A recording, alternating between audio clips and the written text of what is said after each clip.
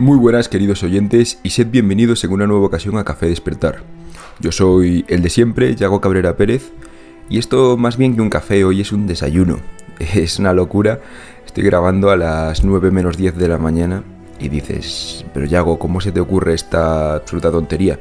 Y bueno, esto es que ayer estuve escribiendo el guión del episodio, pero por lo que sea no lo pude grabar. Entonces me fui a dormir y curiosamente estaba obsesionado con este episodio. No podía pensar en otra cosa, por lo tanto lo siguiente que hice fue levantarme prontísimo, ya espabilar un poco y nada, aquí tengo mi café con leche de la mañana para espabilar y contar estos temas que espero que sean tan interesantes y que os gusten tanto como me gustan a mí. Hoy voy a hablar, como podéis ver en el título, de un tema un poco peculiar que se llama política y belleza, o la belleza como política. De momento no lo tengo del todo claro. Y es un poco la idea de la vinculación entre el campo estético y el campo político. El campo de la apreciación de los placeres estéticos del alma que maravillan con una legislación que ayude, ¿no?, a que todo eso se lleve a cabo. Es todo pura filosofía, desde luego. Aquí no planteo, no es un programa electoral ni de broma, pero bueno, yo creo que se puede ser idealista dentro de un poco de la filosofía y de plantear una serie de ideas abstractas. Entonces, bueno, empecemos. ¿Qué es la política? Vamos a ir a lo más básico de todo. Todos sabemos qué es la política, pero bueno, vamos a ver. Es la gestión o el gobierno de una polis. De una polis o de un estado. Aquí estamos hablando de la polis griega, ya que política es una palabra que proviene del griego. Y grosso modo podríamos decir que es la toma de decisiones de un grupo dominante que afecta a la vida de todos los habitantes o ciudadanos del área de influencia de ese, digamos, estado, de ese grupo dominante, ¿no? Y tienen una serie de ejercicios, tienen una serie de decisiones, que esa toma de decisiones influye directamente en lo que están haciendo en la vida cotidiana, en el día a día, menos trascendental incluso, de las personas que están bajo el amparo de este grupo de dominantes de la polis. ¿Qué hacen? Pues, por ejemplo, hacen legislaciones, eso es evidente. ¿Y qué es una legislación? ¿Qué es la ley, ¿no? ¿Qué es la ley? Es limitar y fomentar ciertas conductas humanas, al fin y al cabo. Es básicamente tener en cuenta cómo funciona el ser humano y, en base a los ideales que tienen ellos del ser humano, el grupo dominante, pues qué hacer con respecto a todo ello. Es decir, si un grupo político en concreto está gobernando y está profundamente en contra del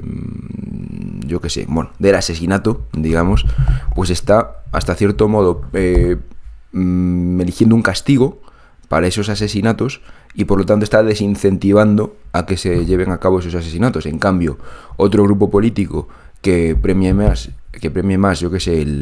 la idea del honor, un honor, digamos, un poco más arcaico, pues ahí sí que puede promover el asesinato por honor.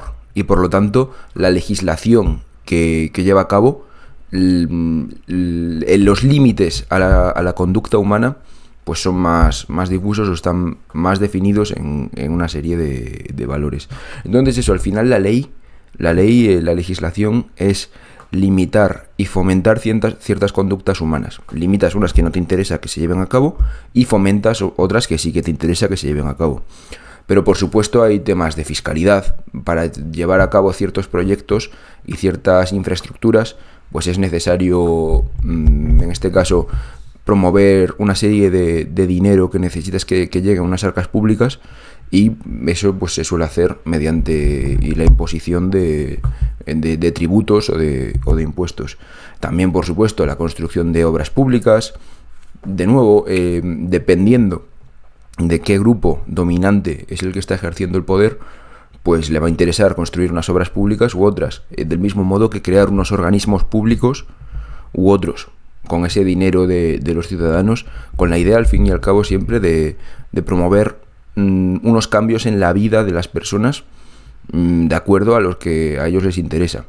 Por lo general se suele decir que todos están de acuerdo en que la vida mejore. Pero bueno, esto también es una cosa bastante más relativa. Entonces, al final, todas estas medidas son las herramientas para acabar siguiendo un objetivo, que es que las personas, los seres humanos, ese grupo dominante quiere que vivan. Esto es así.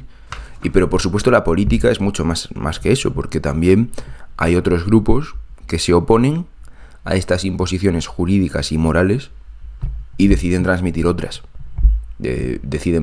Ponen oposición a ellos, ya sea dentro del propio régimen, dentro del propio statu quo o fuera de él. Y por eso en regímenes democráticos hay una oposición que se encarga de ejercer de contrapoder para fomentar una visión más plural. Esto todo en teoría, por supuesto. Entonces, bueno, esto es la parte inicial de todo. ¿Qué es la política? Y cómo la estoy concibiendo yo aquí en este episodio. ¿Cuál es el tema de estudio? Después, por supuesto, hay dos formas, yo digo, de concebir todos estos temas. Es muy fácil y muy lógico, pero está una perspectiva más liberal que dice que el ser humano es libre de tener su propio criterio y sus propias normas y que no puede haber ningún grupo dominante que imponga la forma de pensar y la forma de actuar y la forma de vivir de los ciudadanos, y que ese grupo dominante, por lo tanto, no está legitimado para ello. Después hay una perspectiva que se puede transmitir como algo más autoritario, pero tampoco tiene necesariamente que traducirse, ¿no?, con esas palabras que ya tienen una connotación bastante despectiva. Esto dice que, esto lo que estoy comentando es que en esta perspectiva el grupo dominante impone su visión del mundo en el funcionamiento de las instituciones y en la toma de decisiones, todo con respecto a esa visión del mundo y de la conducta humana, más o menos. Yo creo que esto queda bastante claro. Entonces, ¿por dónde voy a tirar yo aquí en este episodio? Pues si estoy hablando aquí de la belleza como política, y si hubiera una perspectiva muy liberal, muy de laissez-faire, muy de dejar que todo el mundo haga lo que le dé la gana, pues no estaría haciendo este episodio, ¿no? Porque yo planteo aquí que hay una ley natural, hasta cierto punto, un ius naturalismo que se llama, que es una ley que es algo intrínseca al ser humano, que está vinculada a la propia naturaleza humana y la forma de concebir la experiencia del ser humano. Lo que tengo aquí anotado es que hay una serie de valores morales y estéticos que son objetivos, que son irreprochables, que son unos valores morales y estéticos que por el hecho mismo de ser humanos estamos vinculados a ellos. Y esto pues no lo puedo no vincular evidentemente al imperativo categórico de Kant, que Kant habla de que la moral no son las emociones, no son lo que cada uno considere, sino que hay una moral que por lo general que se puede entender mediante la razón, y que eso es nuestra forma de entender el mundo, y que eso concibe cómo actuamos y cómo interactuamos también con el mundo que nos rodea y con el resto de individuos. Entonces, un estado, un grupo dominante, como lo estamos denominando, al final está delimitado por una serie de valores y por una serie de ideas vinculadas a este ius naturalismo. Esto, por supuesto, en un mundo ideal, y lo que fomentaría sería, mediante las leyes y mediante las imposiciones de las que estamos hablando, una facilidad para que el mundo que viven los ciudadanos, el mundo que viven los habitantes que están sometidos, digamos, que están bajo la tutela de ese grupo dominante, sea mejor de acuerdo a estas leyes naturales y este imperativo categórico. Así quedaría. Entonces, eso es la razón la que dice cuál es el deber, y que hay un deber que se debe y que de verdad es un deber que hace feliz. Por lo tanto, en cuestiones políticas, teniendo en cuenta esta definición y este marco teórico del cual hemos hablado, el Estado debe acabar guiando a los ciudadanos a la virtud, a una virtud moral, estética y de virtud, de felicidad. Entonces, ¿qué es esta virtud? Pues podríamos decir que es el bienestar, que es el trabajo, que es la seguridad, que es un crecimiento moral basado también en una serie de valores morales objetivos, que es la belleza.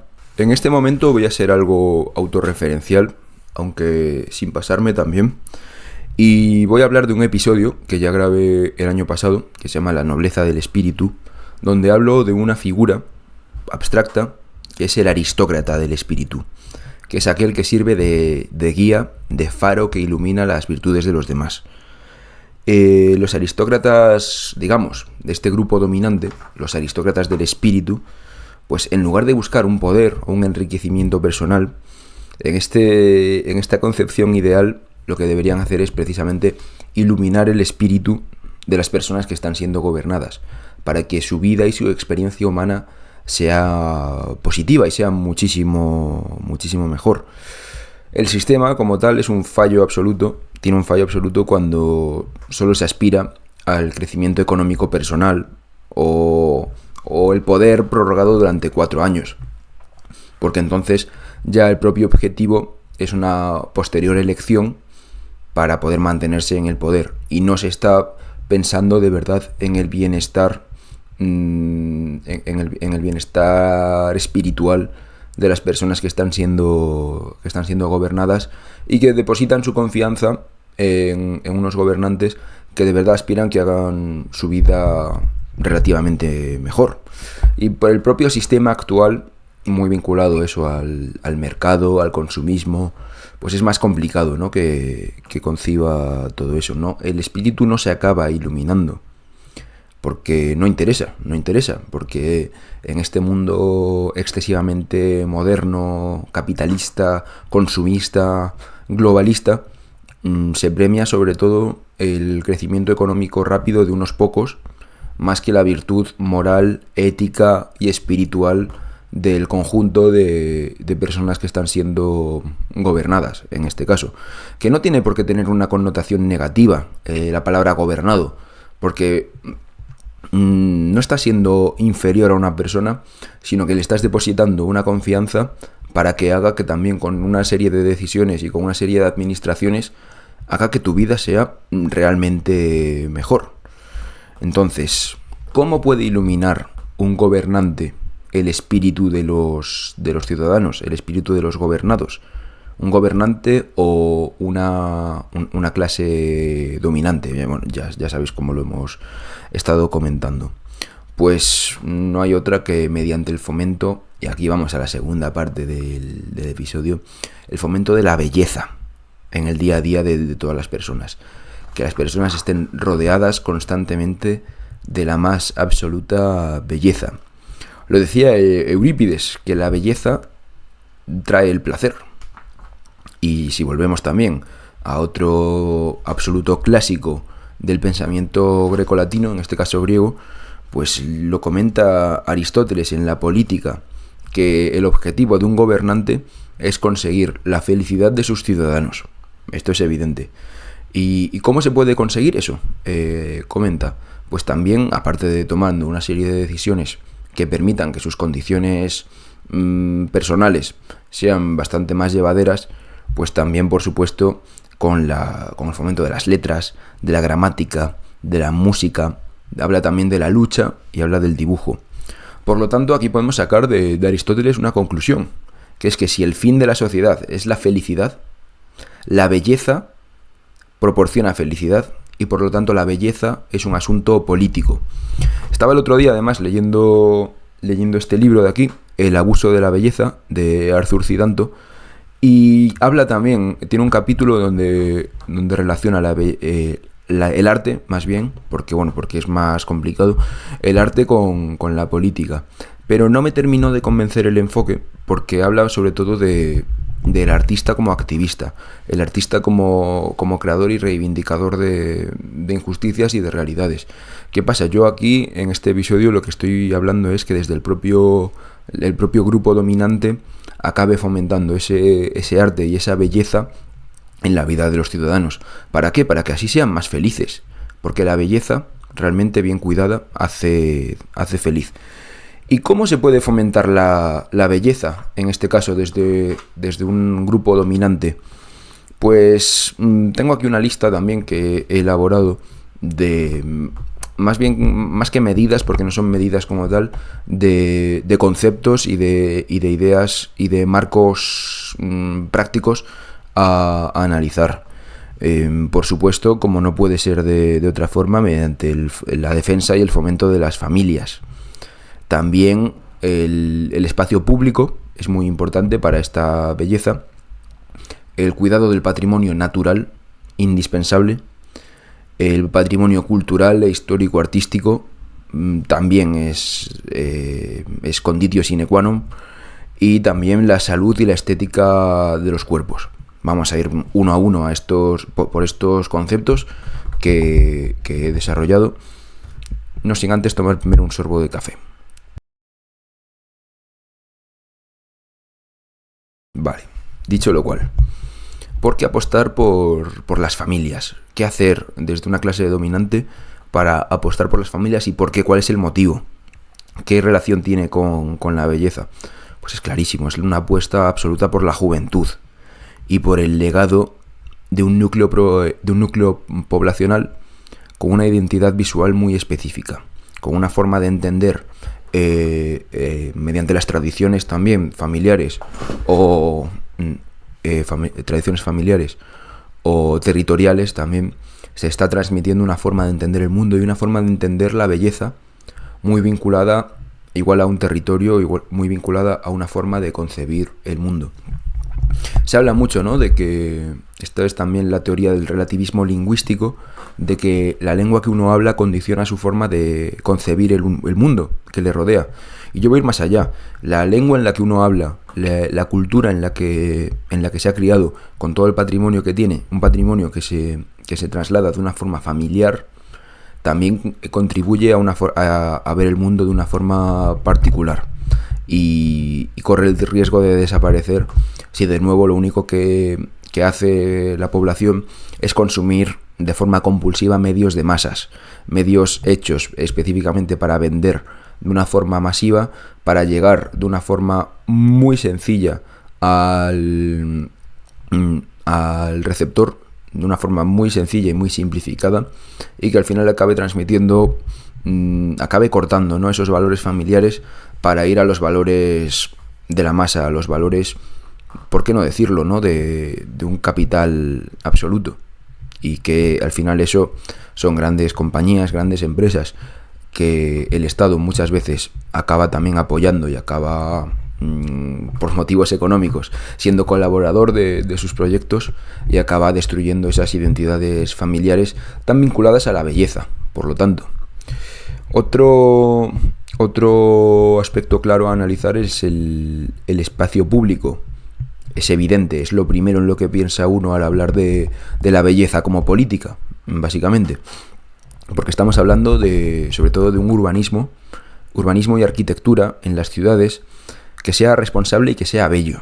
Hace poco se hizo, no sé si viral, pero bueno, que se vio bastante por redes sociales, el vídeo de una opositora, de una política opositora de la Comunidad de Madrid, la cual ideológicamente del Ayuntamiento de Madrid, perdón, con la cual ideológicamente no estoy muy vinculado a ella, de hecho lo contrario, pero es cierto que tenía un punto bastante claro, que es que estaba grabándose un vídeo por las diferentes zonas de Madrid que han sido recientemente reformadas y han visto que le falta alma, que zonas que anteriormente tenían su propio espíritu, tenían una belleza muy específica, que transmitían belleza y estética y un placer visual a todo aquel que paseara por ellos, yo qué sé, por el hecho de que el suelo estaba cuidado, que tenía unos detalles específicos, que hay unos árboles plantados, que, yo qué sé, los bancos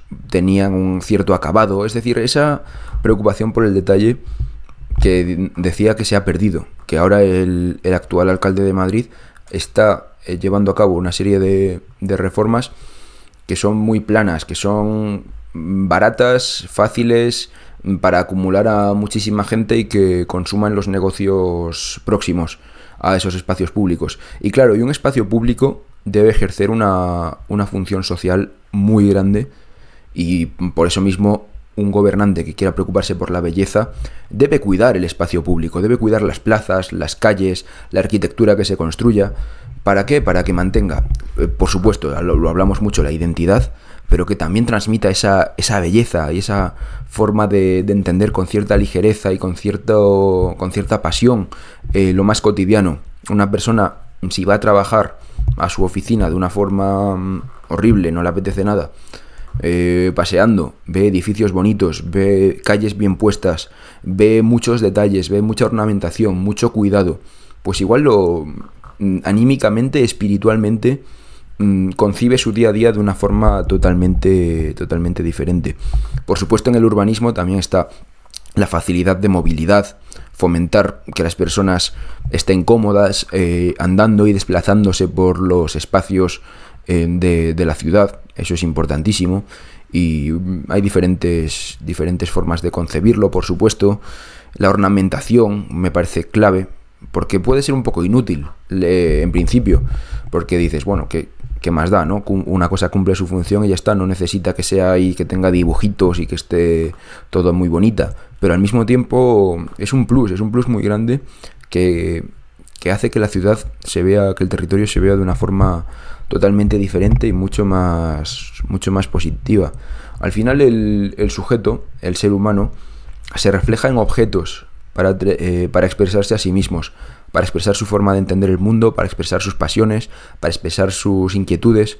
Y entonces, si simplemente se hace algo para cumplir una función práctica sin ningún tipo de estética, desaparece la faceta humana. Para eso nos vamos y que lo haga la inteligencia artificial, o sea, seamos robots. En cambio, con una arquitectura y con un urbanismo muy bien pensados y en el que se transmita cierta alma, eso es clave. Eso es clave para la felicidad, ¿no?, de las personas que están a pie. Y esto, cuando estaba pensando en esto, no pude evitar recordar a William Morris, un artista, arquitecto, diseñador del siglo XIX, que pretendía ennoblecer, ojo a la palabra, ennoblecer a la sociedad desde un punto de vista práctico. Desarrolló diferentes papeles pintados, muy económicos, muy asequibles, muy fáciles de conseguir, de obtener, para que las personas menos pudientes pudieran tener en sus casas un objeto artístico. Entonces, eso también hace que las personas sean más felices. Los obreros de las fábricas del siglo XIX podían tener en sus casas papeles pintados, artísticos, con motivos bellos, decorativos, y eso es una función social muy importante. Pues eso traducido también a la ciudad, a los espacios de movilidad. Si se preocupan por esos detalles, que no son tan caros en verdad, de hacer ornamentación y de crear una belleza que impacte, ahí se consiguen grandísimas cosas. Porque al final es una forma, ¿no?, de conectar con la propia esencia humana y vincular el pasado con el presente. Y esto me lleva, por supuesto, a hablar del patrimonio cultural, histórico y artístico. Conforma nuestra identidad. Eso es evidente. De nuevo, si estoy criticando las cosas rápidas, mal hechas, con malos materiales, pero que sean prácticas y que sirvan para cumplir una función, se pierde toda una identidad que puede ser efectivamente familiar, como ya dije, pero también puede ser nacional, puede ser regional, puede ser de una ciudad, puede ser de un barrio. Las identidades son muchas y muy diferentes en diferentes aspectos. Entonces, no se puede ni se debe, ya estoy hablando aquí de que no se debe renunciar a ese patrimonio cultural, histórico, artístico, identitario, simplemente por obtener un poder o por obtener beneficios económicos de estructuras capitalistas globales, consumistas, construir rápido, vamos a poner un McDonald's aquí, ya nos entendemos, ¿no? Nos entendemos. Al final, esto lo digo mucho en el podcast, pero lo que tenemos que hacer es hacer un diálogo entre el pasado, el presente y el futuro, importantísimo, partiendo por supuesto de una identidad y una sensibilidad común, que va a estar siempre vinculado a la belleza. Si no sabemos bien qué son las cosas bellas que nos rodean y que forman parte de nuestra historia familiar, nacional, regional, todo acaba siendo igual. Las ciudades, los territorios acaban siendo homogéneos y no tienen una diferenciación clara entre ellos. Y por lo tanto hay un patrimonio, una parte del alma de los ciudadanos que se ve absolutamente reducida a la nada, a cenizas. Y otro punto también importante aquí a la hora de hablar de medidas, ¿no?, para fomentar la belleza, es el cuidado del mundo, del ambiente natural, del medio ambiente, del patrimonio natural, que al final es una forma evidentísima de conectar con la esencia humana. El ser humano sin naturaleza no es nada. Y por lo tanto, mantener una política que fomente los espacios verdes, los espacios naturales, que son bellos por naturaleza, son, incluso volviendo a Kant, pueden llegar a ser hasta sublimes, que sobrecogen al ser humano, y el ser humano se da cuenta de su minúsculo tamaño en todo un mundo que es enorme y que es perfecto, es una creación perfecta. Esto es así. Son mecanismos de ingeniería tan avanzados que asusta. Es decir, el ser humano necesita estar conectado a la naturaleza, necesita vivir y poder conectarse en ambientes naturales. Por eso mismo, también vinculado al urbanismo, la creación de parques. Por eso mismo hay que preservar especies protegidas, que también forman parte de una identidad también.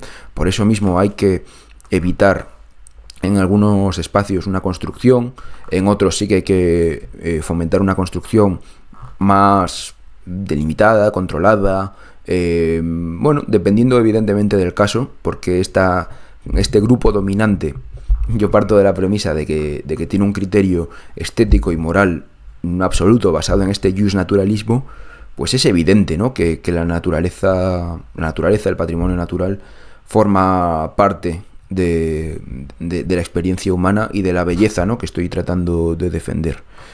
Y por último también es evidente, ¿no?, es de lo más evidente de todo,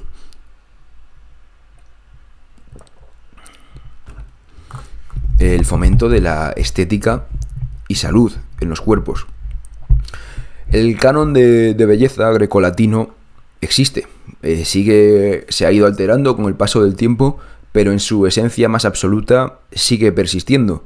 ¿Por qué? Porque convierte a los ciudadanos, a los gobernados, como estamos hablando, en hombres y mujeres fuertes y virtuosos, fomentando también una serie de características e identidades propias. Es decir, si desde unas instituciones gobernantes se fomenta que las personas cuiden una alimentación, tengan una salud, hagan un ejercicio, pues estamos creando superhombres, en verdad, y supermujeres. Estamos creando una raza que funciona a la perfección. Por lo tanto, es muy importante, es esencial fomentar dentro también. Esto está muy vinculado también al mundo natural, ¿no?, a lo que lleva el ser humano. Los cuerpos son bellos, los cuerpos cuidados, elegantes también, con una salud detrás. Eso es una cuestión también de las instituciones, hacer que los ciudadanos estén más sanos. No se puede hablar, no se puede decir, bueno, ya, pero si uno quiere estar menos sano o más sano. No, una obligación por parte de las instituciones gobernantes es que los ciudadanos sean más sanos, porque son más bellos y por lo tanto son más felices también. Por lo tanto, hay que eliminar por completo los alimentos ultraprocesados, peligrosos, porque intentar fomentar dietas naturales. Aquí ya también son temas económicos, ¿no?, de producción local y de agricultura, ganadería. Al final no hay nada como algo natural y bien hecho, con un buen proceso detrás. Y de nuevo nos estamos enfrentando en este aspecto a estos mundos capitalistas globales que lo que aspiran, que lo que quieren es un consumo masivo, rápido, y por eso ahí los ultraprocesados, los conservantes, todo este tipo de alimentos les viene como anillo al dedo. Es evidente que los modelos de belleza canónicos existen porque son una parte fundamental de nuestra propia naturaleza. Estamos hablando de la mujer fértil, estamos hablando del hombre fuerte y protector, pero también las mujeres fuertes y los hombres que permitan también una cierta estabilidad, cierto cariño y ciertos cuidados. Eso es evidente también. Y todo eso con una buena alimentación, con unos planes de deporte bien planteados, se puede acabar consiguiendo. Y eso es algo fundamental. Hay que combatir de una forma inminente la cultura de masas, esta de la que estamos hablando, y el relativismo estético. El relativismo estético de, bueno, no pasa nada si esto está más o menos. No, hay que intentar que las personas, ya de una forma natural, de una forma objetiva, piensen que hay una serie de hábitos y de formas de entender la belleza estética y canónica de los cuerpos que son objetivamente mejores que otras. Y no pasa nada. No es un ataque ad hominem hacia las personas que tienen más dificultades. En absoluto, lo contrario. Es ayudar también a esas personas a tener una vida más plena y más feliz y más completa mediante el fomento de una estética de sus cuerpos. Y también se agradece, ¿no?, en salud. Al final, todo esto forma parte de un trinomio. Es cuerpo, mente y espíritu. Si tenemos cuerpos bellos, podemos tener mentes bellas y almas bellas. Y esto es algo a lo que los gobernantes deberían aspirar. Cuerpos bellos, mentes bellas, almas bellas. Con el fomento de la belleza de esta forma, sería un cambio absoluto en la forma de entender el mundo y el poder político. Por lo tanto, la tesis que planteo por aquí es que los gobernantes deben sí o sí, no hay otra, defender esa belleza, porque va a hacer que los ciudadanos sean más felices, pero más que felices va a generar un sentimiento de trascendencia, de virtud, de identidad, que está innegablemente vinculado a lo bueno, a la verdad objetiva y absoluta. Y esto es así. Entonces eso, este es un podcast que igual pueden no estar de acuerdo personas que sean mucho más liberales que yo. Ya veis que según todo lo que estoy hablando del liberalismo aquí bastante poco, porque eso, yo creo en una serie de virtudes objetivas que se pueden defender desde unas clases dominantes, desde unos aristócratas del espíritu que iluminen el camino a los demás y que permitan que los demás sigan siendo nobles de espíritu. Y eso es lo fundamental de todo esto. Así que nada, al final hemos acabado aquí a las 9:20 de la mañana. Queda mucho día para hacer un montón de cosas, para cuidar esa belleza en todas las facetas que se pueda hacer. Espero aportar un granito de arena con este pequeño podcast, hacer que las personas piensen, que reflexionen, que pueden no estar de acuerdo conmigo, lo cual me parecería fantástico, y generar una serie de debates morales, filosóficos, intelectuales que podrían ser muy positivos. Así que nada, yo me despido, soy Yago Cabrera Pérez y esto ha sido Café Despertar.